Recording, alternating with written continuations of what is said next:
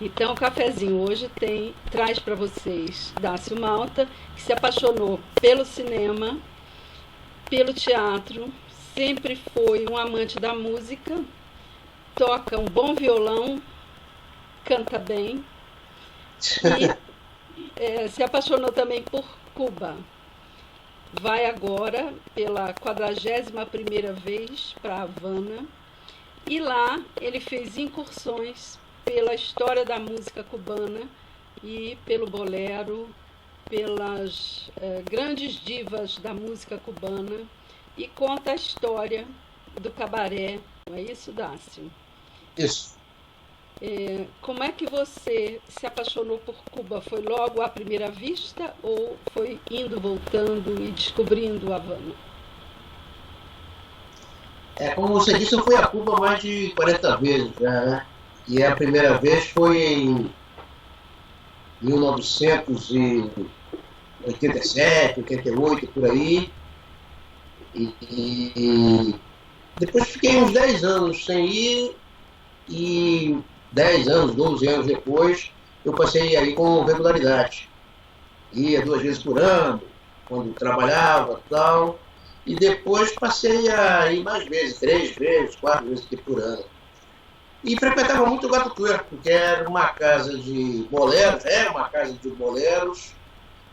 e tinha muita história, né? Ela foi fundada em 1960, um ano depois da Revolução, e era um reduto de boêmios, de tudo isso, né? Intelectuais, cubanos. E quando eu ia a Cuba, se eu fosse 10 dias, eu ia 10 dias, 10 noites ao Gato Tuerto, se fosse 15, iria 15, e assim ia, né? E aí eu, um dia, já aposentado, resolvi fazer um documentário sobre esse cabaré, porque não existia nenhum documento sobre ele, nem livro, nem filme, nada. E mesmo que nos arquivos públicos de Havana não havia nenhum registro da sua fundação, nada. Então eu comecei a pesquisar a história do cabaré, vi que por lá passaram os mais importantes artistas cubanos, ou como artistas mesmo, ou como frequentadores, né? E resolvi investir nessa história. O resultado é muito bom porque você mostra para o público e você conseguirá mostrar isso. Nós vamos falar dessa dificuldade da distribuição daqui mais um pouco. Desculpa, eu errei inclusive o nome do cabaré, é Gato Torto. Mas enfim, você traz para o público uma Cuba que a gente não vê, porque em geral as imagens que nos trazem de Cuba são aqueles casarões já deteriorados e os carrões. Você mostra imagens amplas, avenidas iluminadas, uma cidade bonita, uma Cuba que não se vê no cinema. Esse foi o seu olhar sobre Cuba e também um pouco dos costumes, né, uma festa popular, uma feira. Isso tudo é novo e principalmente depoimentos muito sinceros, emocionados e históricos que vão traçando aí o painel dessa música cubana que encantou o mundo, e esses boleros atravessam a história da música. Agora eu queria que você nos contasse, Dácio, um pouco da dificuldade de se montar esse filme, de se fazer esse filme. Conta um pouco do tempo que você levou fazendo esse filme e também do seu ato heróico de fazer isso com seus próprios recursos. O negócio é que ato heróico, eu não sei se foi ato heróico, foi uma loucura minha de fazer isso, mas o fato é que eu queria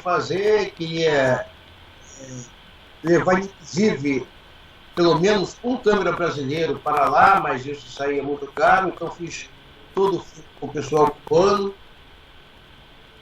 Os que saíram lá da da Escola de Cinema de Santo Antônio de Los Baños, que é uma das principais escolas de cinema da América Latina, fundada por Fidel, por recomendação do Gabriel Garcia Marques. Então, usei esse pessoal. Na verdade, eram 2 técnicos só, uma de imagem e outra de som. Nas músicas, eu usava 2 câmeras. Mas, então, é que é uma coisa que foi muito... eu tinha que economizar. Então, eu tinha que pagar hospedagem minha, né? Hospedagem, alimentação, essas coisas todas e tal. E eu era motorista também, então ia lá, pegava cinegrafista, pegava o rapaz do som, ia alugar o equipamento, depois no final do dia devolvia cada um em sua casa, e tudo isso. E que o filme foi feito em 6 viagens que eu fiz a Cuba. Durante um ano eu fui 6 vezes, sempre ficava 15 dias, 20 dias, e teve uma vez que eu fiquei 50 dias direto. E foi quando o filme avançou mais, né? Aí voltei para o Brasil, que a edição foi feita aqui no Brasil, fiz um primeiro corte, vi o que faltava, voltei a Cuba para fazer o que faltava. E, como você disse, foi feito com meus próprios recursos, né? A mãe morreu, deixou um apartamento pequeno, de 3 quartos e tal, e a minha terça parte... Virou gato. Que me coube, que era no Flamengo, o apartamento. Pois é, então, mas a sua parte virou gato. A minha parte virou gato. Eu gastei de correspondente a $90 mil, em tudo, né? Só que a dificuldade que eu tenho ainda, é que é o seguinte: eu apresento em festivais, onde eu não tenho nenhum retorno financeiro para isso, e continuo na luta aqui para procurar um patrocinador, porque me falta pagar os direitos musicais. E sem pagar os direitos musicais, eu não posso comercializar ele, eu não posso passar em cinema. A música é a alma do filme. Pois é, eu tenho aqui 20 músicas, né? Todas de compositores cubanos, todos mortos já. E como Cuba teve uma revolução, muitos desses compositores ou seus herdeiros levaram esses direitos para outros países. Sim. Então, a maioria desses direitos hoje estão nos Estados Unidos, tem direitos no México, tem direitos na Espanha, tem direitos na França, tem direitos na Venezuela, tem direitos... Então, você tem que negociar com cada uma dessas pessoas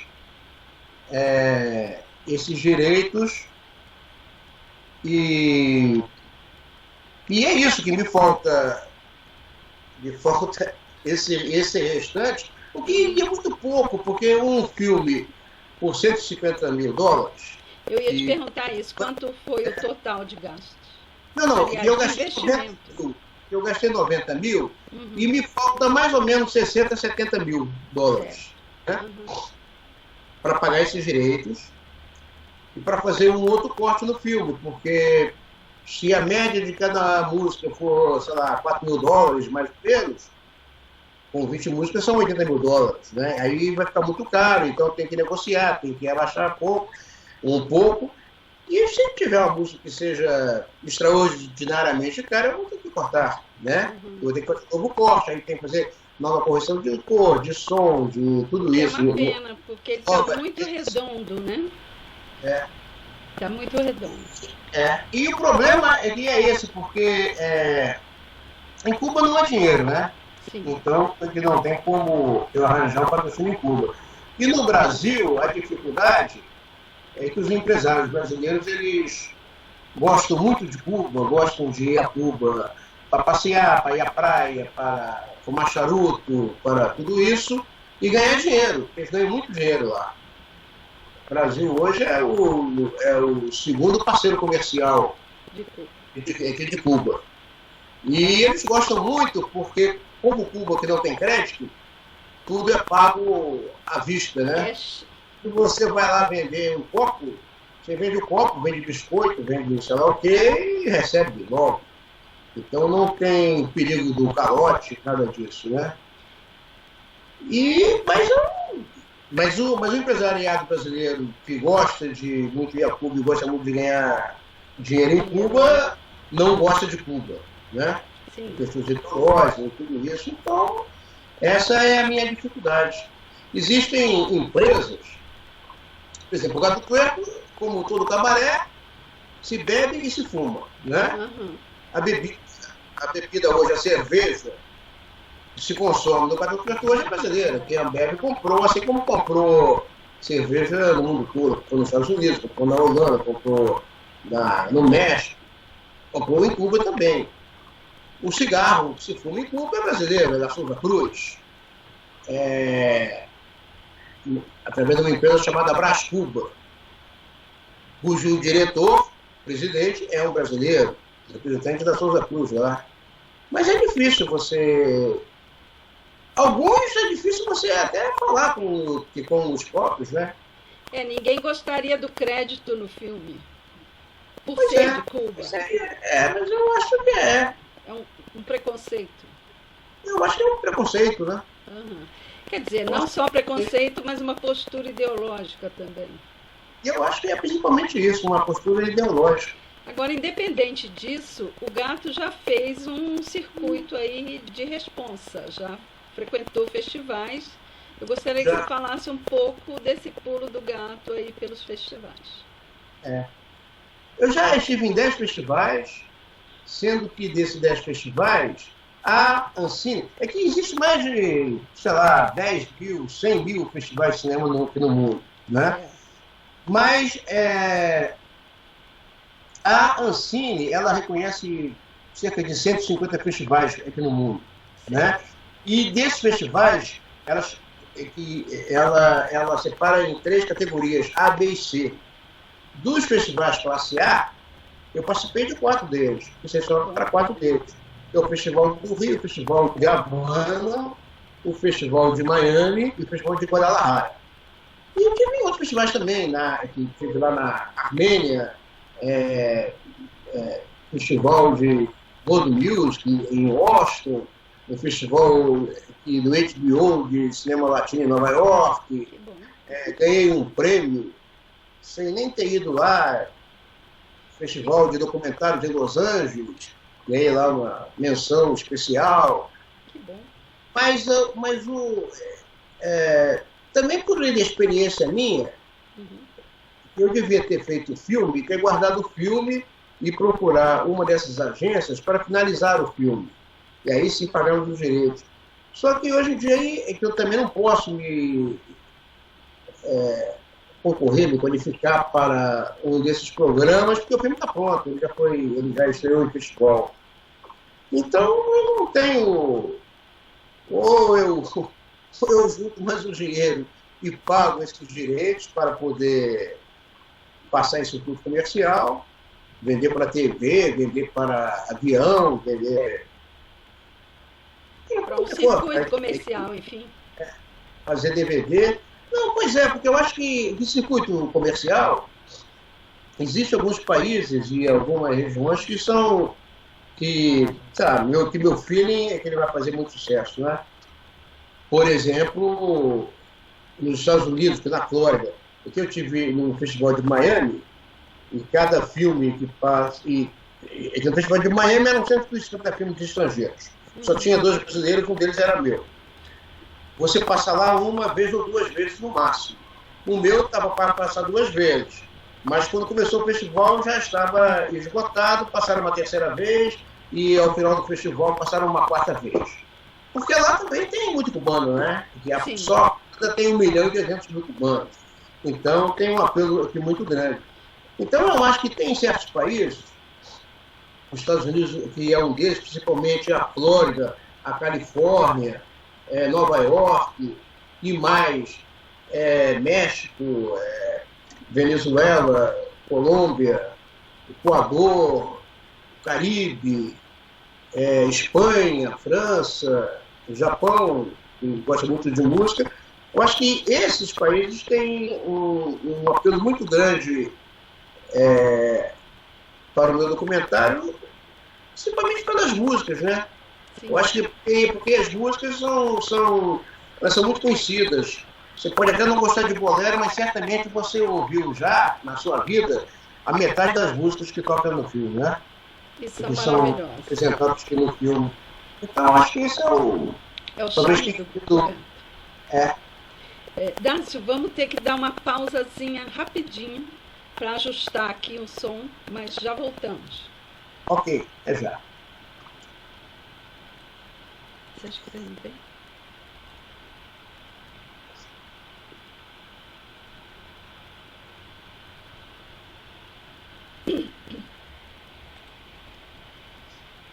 Aqui.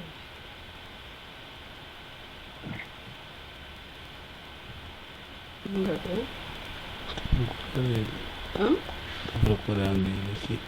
Caramba, nem me fala que eu tô deixando. Gravou? Podemos continuar?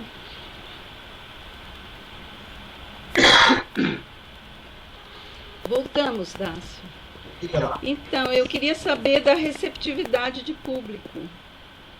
Quando ele é exibido, como a plateia reage. Olha, cada país tinha um público diferente, né? O de Miami eu já falei para você como foi, né? No Festival do Rio, para minha surpresa, foi muito bom, que passou em 4 cinemas.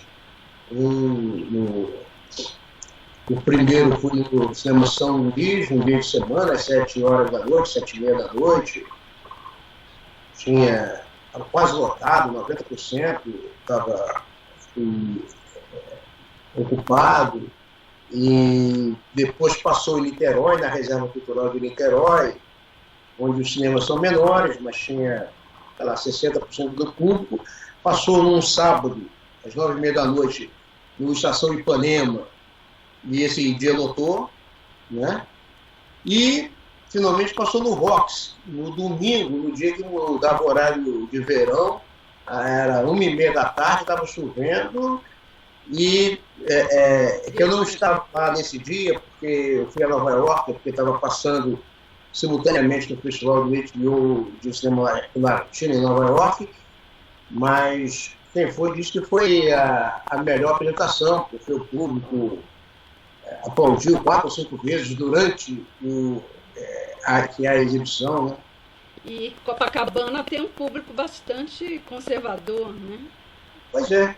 Mas eu acho que o apelo do repertório, que também atende muito aquela faixa etária, muitas daquelas pessoas que estavam lá aplaudindo provavelmente dançaram ao som desses boleros, né? Ou namoraram também, né? Certamente. Uhum. Mas que no México, por exemplo, a plateia era mais de jovem, porque Guadalajara é uma cidade muito universitária, né?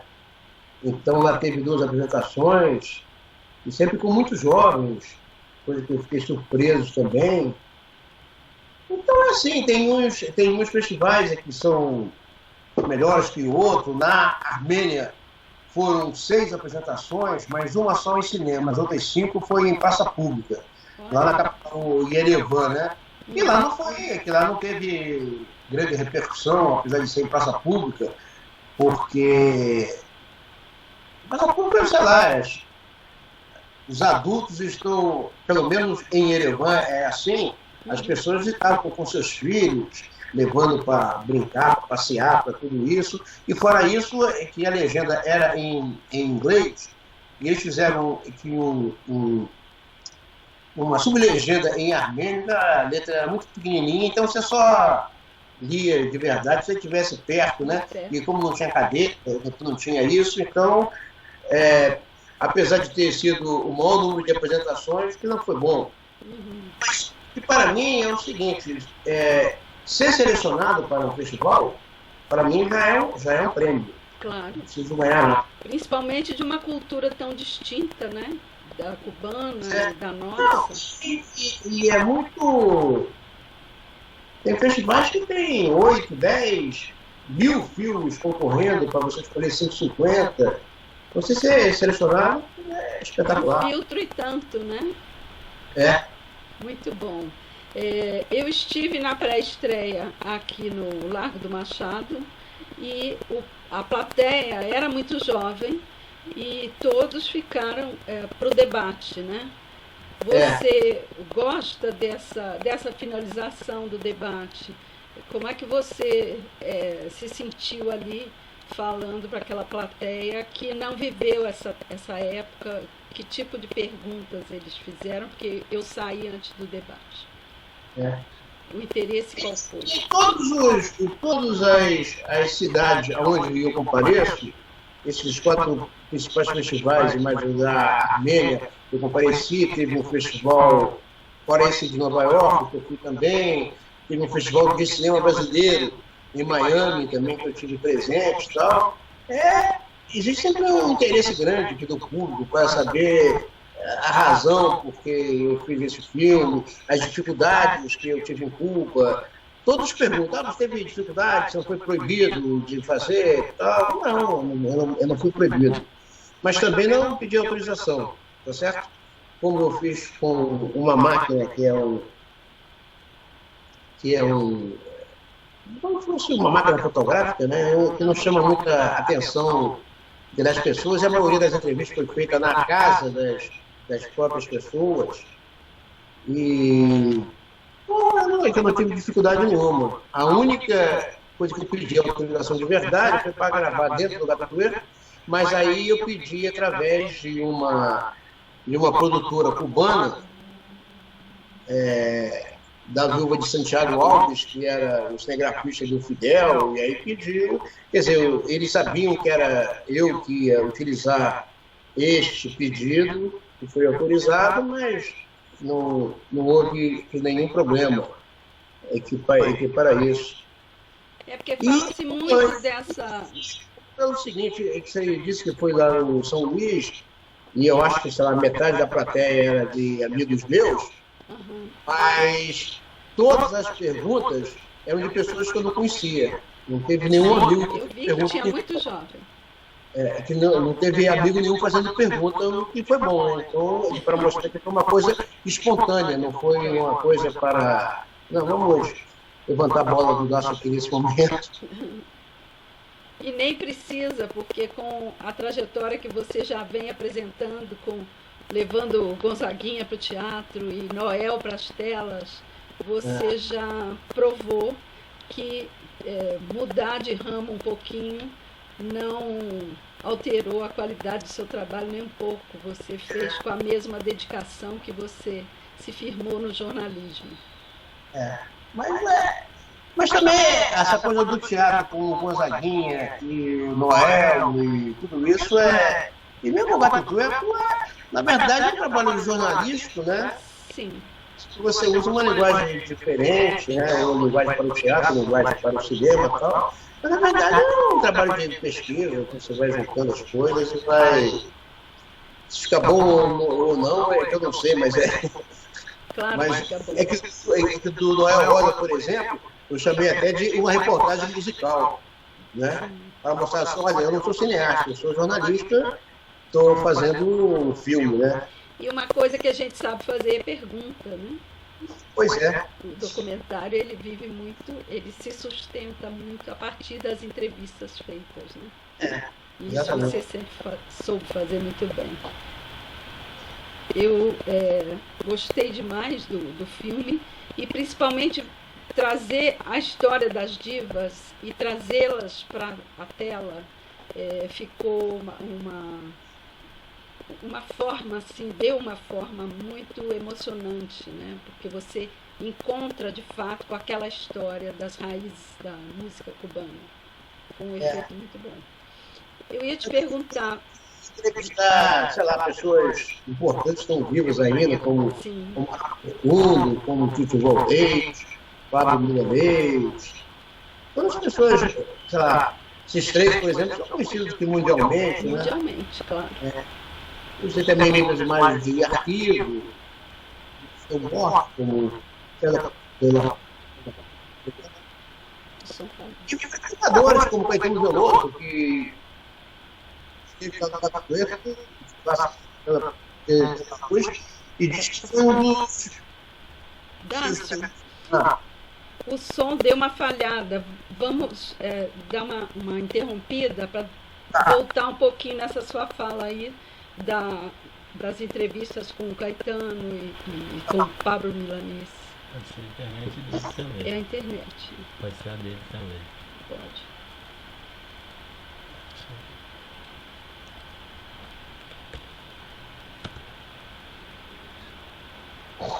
Você acha que está indo bem? Tudo bem, tem que depois que eu ouvir, né, pra ver a gravação daquele áudio, né? Voltamos? Ele tem que falar que pode ser a dele também. Dácio, veja como é que está a sua internet aí. Porque eu acho que pode ser a sua internet também. Que a daqui não estava boa. A gente Mas precisa falar um pouco perto do microfone. fala um pouco perto do microfone para a gente dar uma testada. Assim. porque o microfone ele fica na própria câmera, né? Então eu não sei se. Ah, tá. Tá vendo? Já. Já voltou, já tá bom. Já voltou? Já. Vamos lá. Então, você parou naquele ponto que você estava dizendo que usou imagens de arquivo e que fez essas entrevistas históricas trazendo pessoas importantes como Pablo Milanês, Caetano Veloso. Tá. Não, eu estava falando que eu tive, sei lá, sorte também de conseguir entrevistar pessoas importantes no cenário mundial, como é o cara Portudo, Pablo Milanês, Tito Valdez, todos os frequentadores do Gato, né? E usando imagens de arquivo também, César Portilho de Luz, Helena Puff e tantos outros. E também frequentadores do Gato, né, como Caetano Veloso, que diz no filme que ele foi lá assistir um dia o César Portilho de Luz, e ele diz que naquele momento foi um dos melhores momentos da sua passagem por Cuba, aqui no Gato Tuerto, né? Sim. E isso foram histórias, como você viu, de outros frequentadores famosos, como o Gabriel Garcia Marques, que tinha frequentado, morava em Cuba boa parte da vida e frequentava quase diariamente o Gato Tuerto, Júlio Potasa, Pablo Neruda, que foi lá ler os seus poemas, né? Uhum. Que, na verdade, o filme conta, ele se baseia no Gato Tuerto, conta a história do seu fundador e das pessoas que frequentavam, que tornou o Gato Tuerto um reduto da boemia culta. Da intelectualidade, né? E conta, na verdade, que uma história dos últimos 60 anos da vida noturna de Cuba e suas coisas boas e ruins também, porque não teve só coisas boas, né? Sim. Teve meados dos anos 60, teve a ofensiva revolucionária, que perseguiu gays, religiosos e tudo isso, por isso muita gente foi indo embora. E isso vem à tona nas falas. Eu achei isso muito interessante, porque as pessoas falam disso com naturalidade. Faz parte da história de Cuba, né? Uhum. Isso. Eu Não ia perguntar. que não é uma novidade, mas Não é novidade, mas dita por eles fica muito interessante, porque é quase uma autocrítica, né? Pois é. E são todos revolucionários, não tem nenhum. A gente percebe ali que são pessoas atuantes na vida cubana. Tem pessoas que foram fora, como é o caso do Meme Solis, que vive hoje em Nova York, da Mariana Buch, filha da Helena Buch, que vive em Miami, das Capelas, que vive no México. Elas também falam sobre o Gato, falam sobre a música, falam sobre isso. Só fala sobre o período não tão bom da história de Cuba quem mora em Cuba hoje. Então são pessoas comprometidas com a história, né? Comprometidas com a história. Você roteirizou ou você foi fazendo e montando? Não, fui fazendo, depois eu fiz. Até porque eu não sabia o que ia me encontrar, né? Certo. Quer dizer, eu fiz uma relação de pessoas que eu queria falar, com quem eu queria conversar. Isso aí sim, né?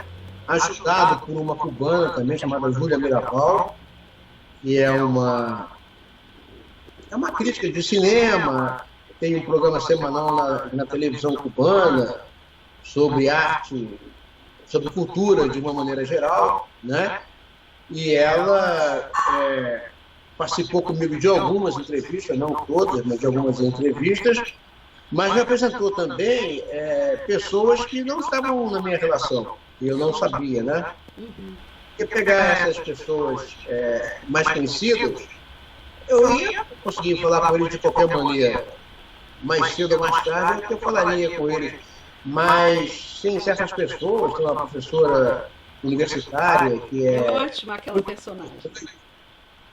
Josefina, então ela, eu nunca chegaria a ela, eu não saberia quem é ela.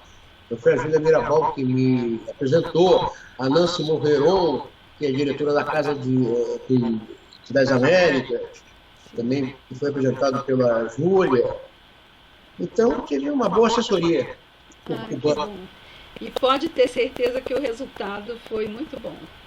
Que bom.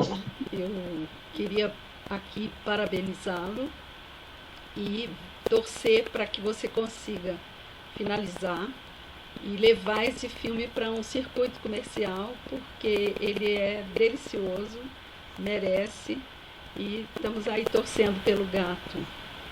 Isso. Como diz os cubanos, ojalá. Ojalá que seja. Então, muito sucesso para você, para o gato, um bom retorno a Cuba, mais uma vez. Obrigado. E agradeço muito você ter participado e trazido o gato para o cafezinho. Eu que agradeço você. Não, Tá bom? imagina. Tá, um beijo, gato. Tchau. Obrigada.